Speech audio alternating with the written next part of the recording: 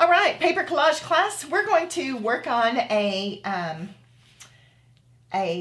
landscape kind of piece, and this is a waterfall that we took when I blew up my picture. It is a little bit grainy. I am going to send this in the reference photos from in your email, so look for it and stuff like that. But I want you to see there are some kind of purple mountains back here, and then there's a bunch of green trees, then there's cliffs here, the waterfall, and then the little pool down here at the bottom. Obviously trees and more rocks on this side. You do not have to use my photo. You know, you could do a photo in of something you took a picture of, but you're going to use the same type method that I'm going to be using for this particular project as our paper collage project. Now, I found a picture in a magazine of these kind of cliffs that a girl was standing in front of doing a type of modeling session, because the magazine I have is about clothing and stuff, you know. So use whatever magazines you have. If you don't have magazines, or if you don't have flyers that come in the mail that are this, you know, kind of plasticky paper and whatnot, just use printed papers or make your papers. It may take you a little bit longer to make your papers and stuff, but it doesn't even have to be these exact colors from your reference photo. So I was working on this, and a friend of mine said, "Oh, I've seen a collage like this on Pinterest." I was like, "You did?" And so I went on there, and look at this. I found this artist on Pinterest. Now, she's used a little bit of acrylic in the sky area, but all of the rest of this you can see, and I'll send this picture as well.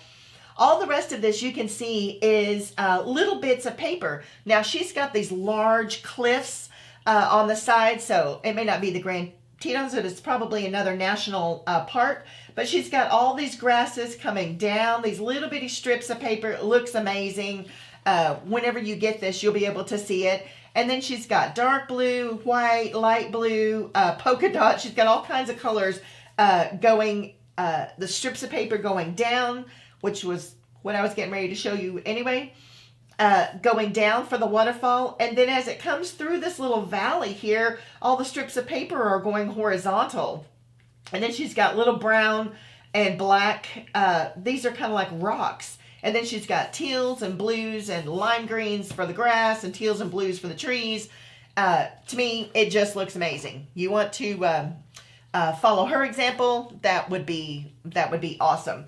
So, anyways, I found these this particular page of this particular magazine that had these like old Aztec archways. It's got all these wonderful pieces and stuff.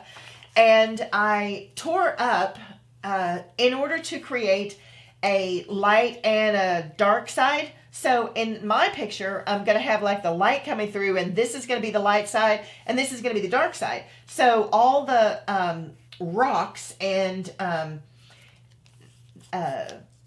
the cliffs and stuff like that are going to be in these browns that are darker on one side, and they're all just going to be, you know, kind of chunked up, and then lighter on the other side. So you get to choose.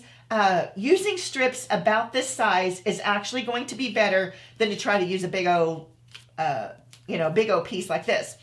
And you'll notice in the picture that I'm sending you, a lot of the rock formations, they do go kind of up and down, but they also kind of go diagonal a little bit. So however you want to do it, and you can make them really small and just, you know, layer them up like we've been doing, which, you know, I kind of really like.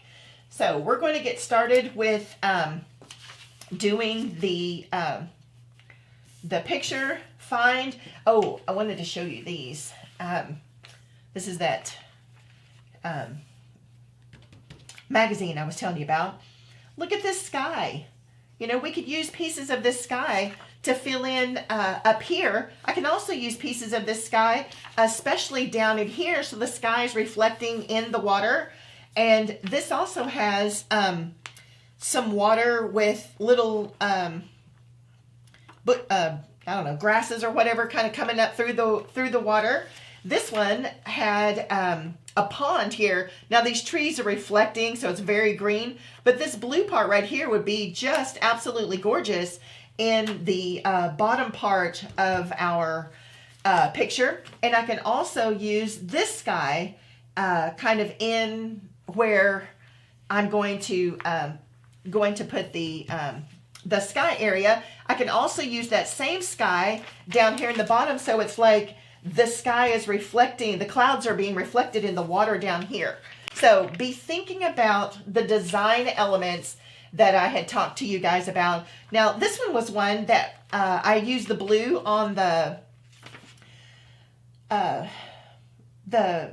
cupcake piece, and yeah, and there isn't any reason too that, you know, I can't use a darker blue in the water and a lighter blue in the sky. So I can use all those sky colors up here and use some darker in the water. So what I'm trying to say is planning is key in getting this particular project down.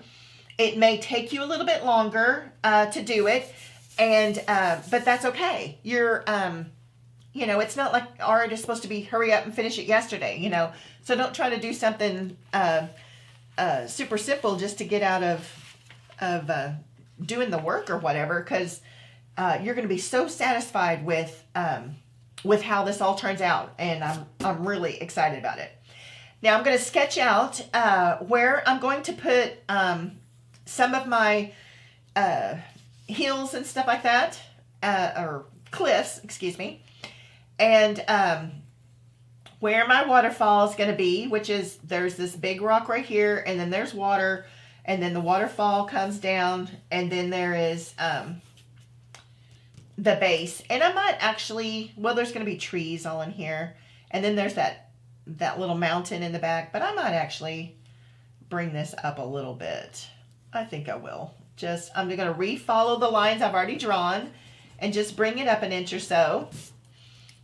And just because I really want the waterfall to be the main subject of this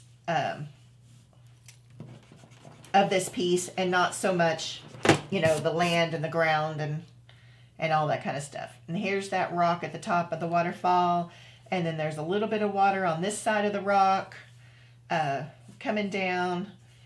It kind of comes down straight, but then there's some water coming out here as well. It gets wider here at the bottom. So see how it gets a little bit wider? So we're going to bring that look down, and then it's kind of the spray and stuff. So we're going to kind of loop up that spray, and it can just kind of go like this.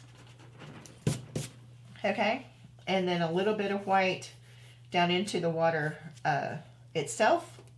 And then this is the blue area, and you know, it doesn't matter what your lines show because you're going to be collaging all over this paper anyway. So this one starts kind of up in here and then comes over to that. Okay, and anyways, this is just going to kind of be where it gives me an indication of where my trees and whatnot are going to go.